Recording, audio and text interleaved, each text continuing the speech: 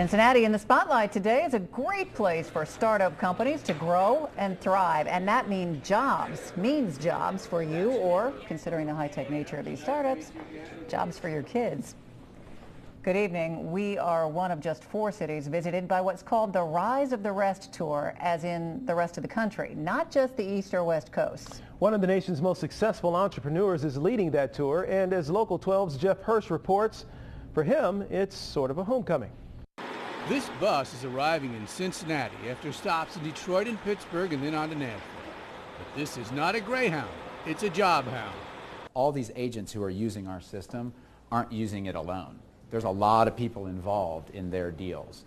This business is called Dotloop, one of several Cincinnati high-tech and internet startups visited by AOL founder and venture capitalist Steve Case and U.S. Commerce Secretary Penny Pritzker. The idea to let the country know that entrepreneurship is alive and well in the heartland.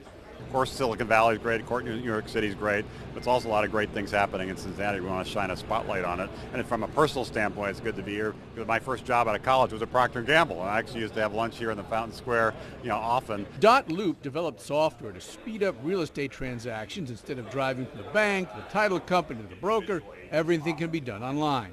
You got it. 5 years ago, this company did not exist. Now it has 120 employees. A perfect example of homegrown heartland high tech. Here in Cincinnati, there were enough talented people to grow with the business, and there were also enough funding sources to get it off the ground. Every day that goes by, I see more and more positive activities around Cincinnati, helping companies like Dotloop get off the ground today. Ironically, the Midwest used to be really home to a lot of startups. Steel in Pittsburgh, cars in Detroit, consumer products here in Cincinnati. Well, guess what? There are still a lot of startups in flyover country. You just might have to take the bus to see them. Jeff Hirsh, Local 12 News. The Rise of the Rest tour also includes a competition for people behind 8 local startup companies. Each group will make a pitch to Steve Case and other judges. The winner gets $100,000 and a chance to compete for more potential help from Case's venture capital business.